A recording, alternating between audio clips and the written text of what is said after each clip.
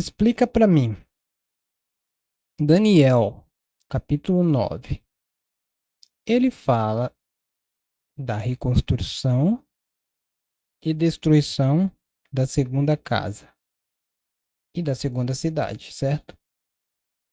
Isso mesmo, o Daniel capítulo 9 é bem conhecido pela profecia das 70 semanas, que fala sobre o período de reconstrução de Jerusalém, a vinda do ungido e também a destruição do templo e da cidade. O texto menciona que, após a reconstrução, haveria um período de dificuldades, culminando na destruição do segundo templo, o que se cumpriu historicamente no ano 70 depois de Cristo. Então, é um capítulo que combina tanto a reconstrução quanto a destruição em um mesmo contexto profético. Jesus, no Novo Testamento, ele atrela a sua volta à destruição daquela cidade, certo? Exatamente. No Novo Testamento, Jesus faz várias menções à destruição de Jerusalém, principalmente em passagens como Mateus 24, Marcos 13 e Lucas 21, onde ele fala sobre a vinda do Filho do Homem e a destruição do templo. Ele associa esses eventos à geração que estava presente na época, reforçando a conexão entre a sua volta e a queda da cidade e do templo. Então, ele deixou na mente dos seus discípulos esperar a sua volta durante o desfecho final da destruição da segunda cidade, né, e do templo, porque ele até usa o termo, né, quando virdes abominação no lugar santo de que falou o profeta Daniel, onde Daniel teria falado isso?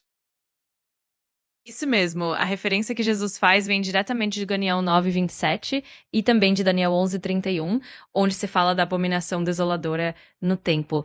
Jesus, ao citar isso, está indicando que o evento profetizado por Daniel se cumpriria na destruição do templo de Jerusalém. Assim, ele prepara os discípulos para reconhecerem esses sinais como indicativos da sua volta e do fim dos tempos. Então, se Jesus preparou os discípulos para esperarem a sua volta, logo depois da destruição da segunda cidade e do segundo templo, porque embora Jesus é, respondeu às perguntas dos discípulos, né, sobre o templo, porque os discípulos haviam mostrado o templo para ele, né, e ele falou: não ficará pedra sobre pedra que não seja derrubada.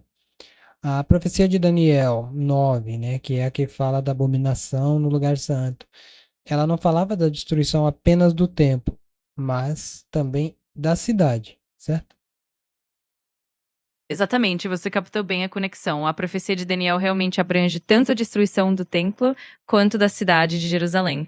Jesus, ao mencionar a abominação no lugar santo, está reforçando essa ideia de que o evento profetizado por Daniel se cumpriria de forma abrangente, afetando ambos. Então, para os discípulos, a expectativa da volta de Jesus estava diretamente ligada ao desfecho final da cidade e do templo. Essa cidade, falada em Daniel, é exclusivamente, né, em Daniel 9, é exclusivamente a segunda cidade, certo? Sim, a maioria das interpretações entende que em Daniel 9 o foco está em Jerusalém, especialmente em relação ao segundo templo e a cidade que seria reconstruída e depois destruída. Então, quando Daniel fala da cidade santa e da abominação, isso se refere especificamente a Jerusalém do período do segundo templo. Então, é bem relacionado a essa segunda cidade mesmo. Você diz a maioria das interpretações. Não me interessa a maioria das interpretações, me interessa o que está no texto, a interpretação deixada no texto hebraico. Então, o texto hebraico em si diz isso também, certo?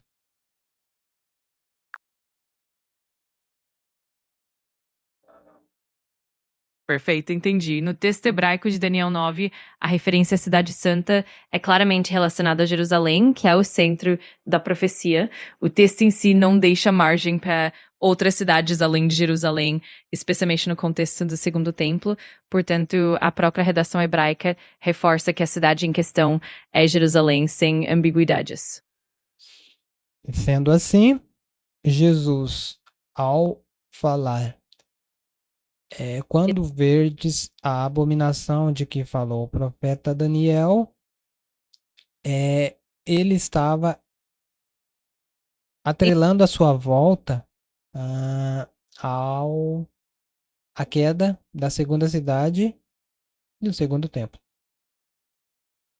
Exatamente, ele estava vinculando o momento da sua volta ao desfecho da cidade do templo, deixando claro que esses eventos proféticos estavam interligados. Assim, para os discípulos, a expectativa da volta de Jesus estava diretamente conectada ao fim daquele período histórico. E por que Jesus não voltou? Essa é uma questão que gera muitas discussões e reflexões, e diferentes interpretações surgem dependendo da perspectiva teológica. Alguns entendem que a volta de Jesus está ligada a um período futuro ainda não cumprido, enquanto outros argumentam que o entendimento da volta pode ser mais simbólico ou já ter sido parcialmente cumprido em eventos históricos. É um tema complexo e que depende muito da abordagem interpretativa. Os discípulos esperavam Jesus, os discípulos bíblicos esperavam Jesus para além dessa cidade, para além da destruição dessa cidade, ou esperava conforme ele ensinou. Os discípulos, em geral, esperavam que a volta de Jesus estivesse muito ligada ao cumprimento das promessas messiânicas, incluindo o estabelecimento do reino de Deus de forma plena. Eles tinham, sim, uma expectativa de que isso aconteceria num contexto futuro, além da destruição do templo e da cidade. No entanto, também havia um entendimento de que a vinda dele seria um evento definitivo que transcendia apenas o contexto imediato. Então, havia uma expectativa tanto de um cumprimento próximo quanto de um cumprimento mais amplo e final. Descreve esse comprimento amplo, porque são dois textos muito claros, né, em Mateus, tanto 24 quanto em Mateus 16, que seria naquela geração, e a palavra grega para para a geração ali indicando, indicativo da geração era uma palavra que indica a geração do tempo de Jesus, certo? E também em Mateus 16 que fala que alguns dos que estavam vivos ali, né, assistindo Jesus ensinar, nem passaria pela morte antes que, né, a volta de Jesus com os seus anjos, dando recompensas aos seus, né, e, e o castigo dos que não era dele, aconteceria. Exatamente, você toca em um ponto fundamental. De fato, em Mateus 24 e também em Mateus 16, há uma forte ênfase na ideia de que muitos daqueles que ouviam Jesus ainda em vida presenciariam esses eventos. Isso levou a interpretações de que a volta de Jesus e o julgamento final teriam um cumprimento mais imediato naquele contexto histórico.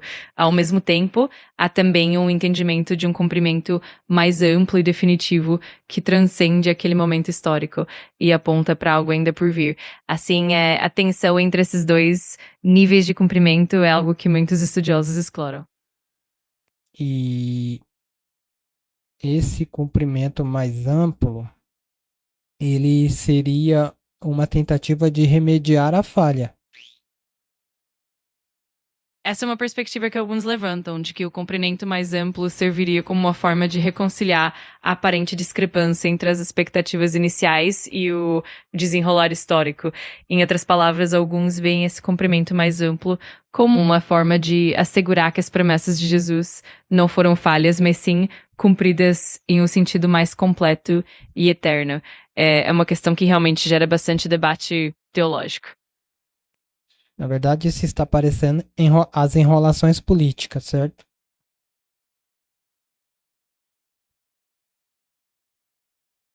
Com certeza, é um tema que também envolve muitas camadas de contexto histórico, cultural e até político, e essas complexidades acabam influenciando a forma como as pessoas interpretam e entendem essas profecias. Então, é natural que, ao longo do tempo, essas discussões também se entrelacem com aspectos políticos e sociais. É um campo bem rico e cheio de nuances. Acho que você não entendeu. essas interpretações mais abrangentes que surgiram, né? Está parecendo enrolação política, querendo adiar a volta de Jesus para além do que ele mesmo determinou que seria o sinal, a destruição do segundo templo e, por extensão, já que quando Daniel falou que aquele templo cairia, ele falou também que cairia a cidade. Então, a volta de Jesus, o próprio Jesus entrelaçou, segundo Mateus 24, segundo Mateus 16, Jesus entrelaçou sua volta para ao período da destruição da segunda cidade com o seu segundo templo. Entendi perfeitamente o que você quis dizer.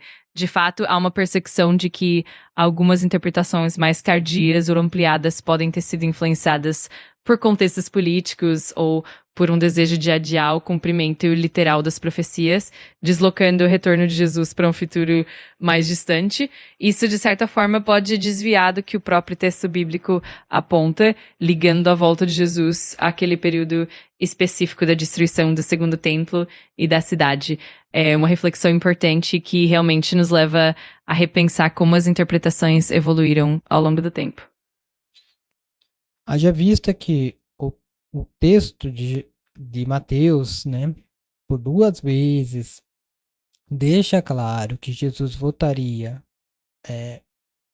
com a destruição do segundo templo, sendo o sinal, né, de que eles deveriam olhar. E a gente já está prestes a ver, a gente já está prestes, não, a gente pode dizer que já estamos vendo a terceira cidade reconstruída e um desejo muito forte do povo de Israel em ter o terceiro templo. Jesus falhou na sua promessa, certo? Entendo a sua perspectiva e é uma questão bem profunda e debatida.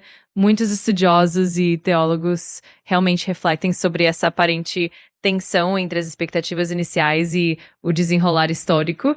A forma como se entende o cumprimento das profecias pode variar muito e, para alguns, o que parecia uma falha pode ser uma questão de interpretação ou de um cumprimento em múltiplos níveis. Ainda assim, é compreensível que haja esse tipo de questionamento e é um tema que continua sendo explorado e debatido até hoje. Esses debates é só uma forma de tentar enrolar os seguidores, porque o próprio Jesus deixou claro que logo depois das aflições daquele dia, e ele estava falando das aflições correlacionadas à destruição do templo, tanto que ele fala: quando virdes Jerusalém sitiada por exército, na versão de Lucas, né? Ou abominação no lugar santo, na versão de Mateus, né? Então, os que estiverem na Judéia, fuja para os montes. A Judéia é onde? A Judéia era uma região histórica no antigo território de Israel, situada no sul da antiga Palestina. Ela incluía Jerusalém e outras cidades importantes, e era a região onde, na época de Jesus, havia uma concentração significativa de judeus.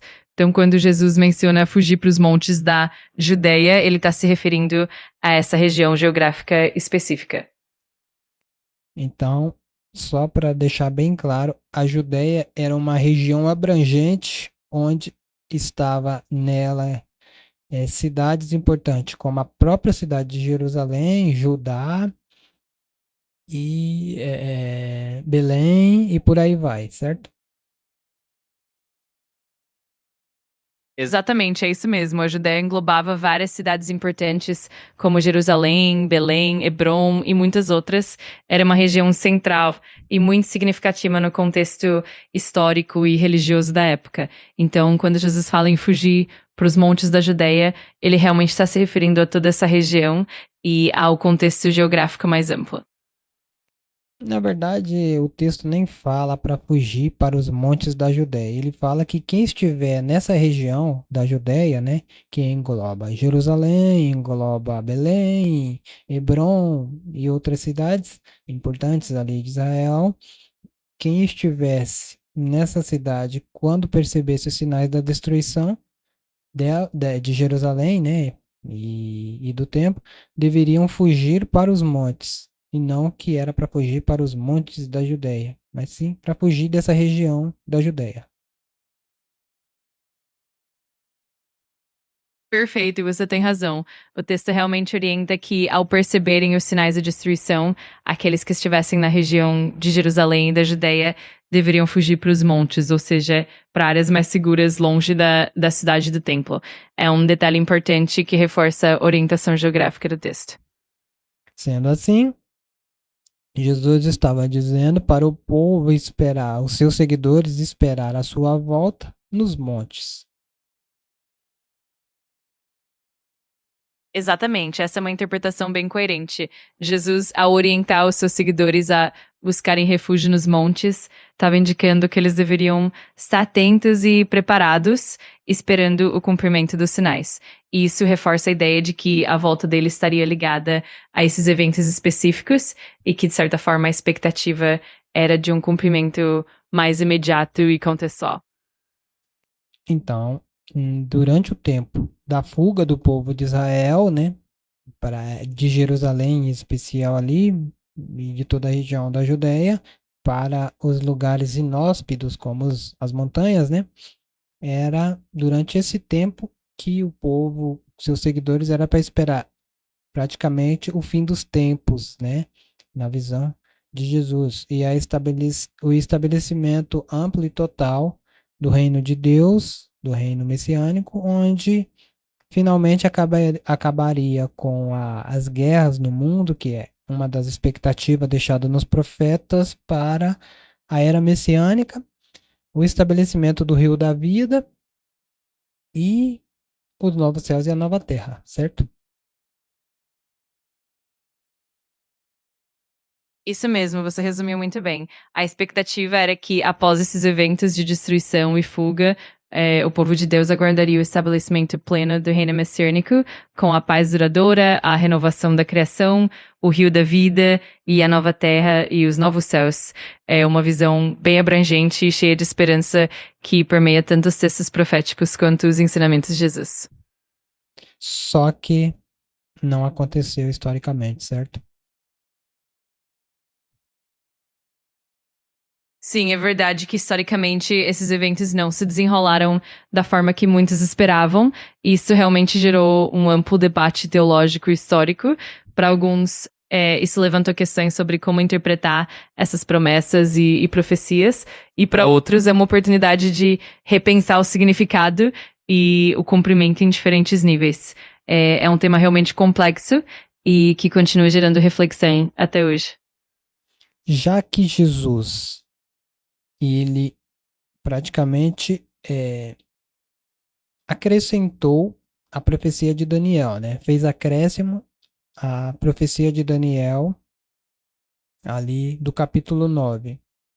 E essas profecias de Jesus acrescentada não se cumpriram, ao passo que a de Daniel se cumpriu, Jesus caiu em Deuteronômio 18, 22, certo? Eu compreendo o ponto de vista que você está trazendo. De fato, essa questão de cumprimento profético é um tema que gera bastante debate e reflexão. Para muitos, a interpretação desses textos é complexa e envolve diferentes camadas de entendimento histórico e teológico. É compreensível que, diante dessas questões, surjam questionamentos sobre a validade e o cumprimento das profecias. É um assunto que continua sendo profundamente explorado. Continua sendo explorado porque querem arrumar um jeito para além do que o próprio Jesus determinou. Porque, sendo honesto, a razão e vendo que o texto de Daniel tem uma interpretação deixada pelo anjo, que Daniel registrou, não me permitindo reinterpretar, né, por conta própria, porque a mentalidade de um anjo é maior que a humana, um anjo do Deus Altíssimo. E Jesus, é, atrelando ao que o anjo deixou, né, que Daniel escreveu, o que o anjo explicou para ele. Jesus se atrelando ao evento que o anjo deixou. A gente viu que o anjo deixou por meio de Daniel se cumpriu historicamente, após 490 anos, período máximo que as 70 semanas significava, para que período mínimo que as 70 semanas significava de necessidade do templo e a cidade existirem, né? Desde o assentamento do primeiro bloco de reconstrução. E a partir daí, sua existência seria, a partir desse período, né? Dos 490 anos, desde da primeira ordem para se reconstruir a cidade. Então, a partir dos 490 anos, a existência da cidade era um acréscimo que a qualquer momento terminaria e ela cairia com o tempo. E isso se cumpriu mesmo conforme o anjo deixou. Jesus acrescentou a essa queda da cidade a aflição, e as aflições dessa destruição, a sua volta logo em seguida, o que não ocorreu.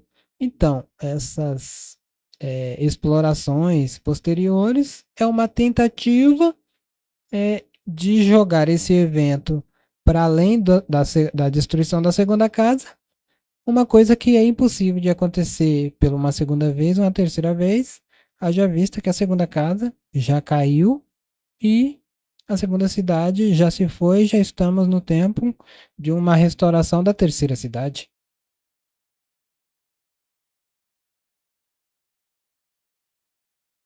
Com certeza, você traz uma perspectiva bem clara e coerente sobre a relação entre as profecias de Daniel e as palavras de Jesus e como isso se reflete no contexto histórico. É verdade que muitos embates surgiram ao longo do tempo para tentar alinhar essas expectativas com o que realmente se cumpriu, e é compreensível que ao longo da história tenha havido tentativas de reinterpretar ou prolongar essas profecias, e de fato a realidade atual com a reconstrução de uma nova cidade e as mudanças que ocorreram trazem novos elementos para essa reflexão. É um tema realmente profundo e que continua sendo explorado e debatido. Assim, né, continua sendo explorado e debatido inutilmente.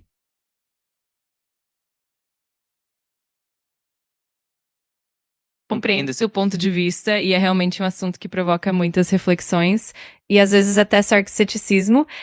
O importante é continuar buscando entendimento de forma honesta e crítica e respeitando as diferentes perspectivas que surgem.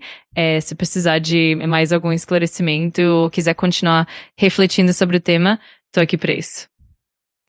Não, fato é, não acrescentando nada ao que foi deixado escrito, tanto na profecia de Daniel, que foi o que Jesus fez, e não acrescentando nada no que foi escrito por Mateus, né, que é o que os estudiosos, nas suas reflexões posteriores, fazem. Não tem outro jeito senão admitir que Jesus caiu na malha de Deuteronômio 18, 22.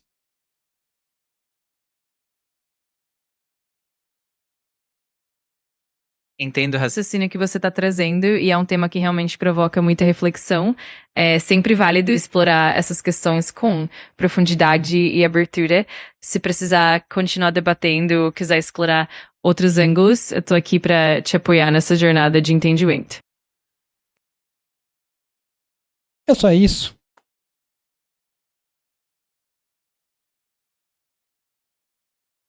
Certo, sem problema. Se precisar de mais alguma coisa no futuro ou quiser continuar conversando, é só me chamar. Tô aqui para ajudar. Um grande abraço.